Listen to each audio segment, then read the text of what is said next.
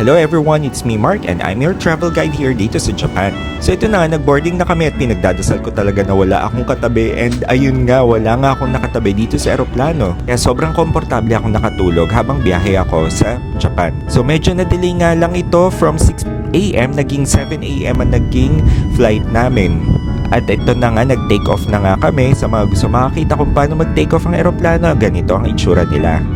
So ang biyahe namin umaabot ng mga 3 hours and 30 minutes up to 4 hours. Pero hindi ko na napansin. Pansin ko na lang na nagkaroon na ng mga flakes or ice flakes dito sa bintana ko sa eroplano. Kaya sign na nga ito na malamig na talaga yung panahon.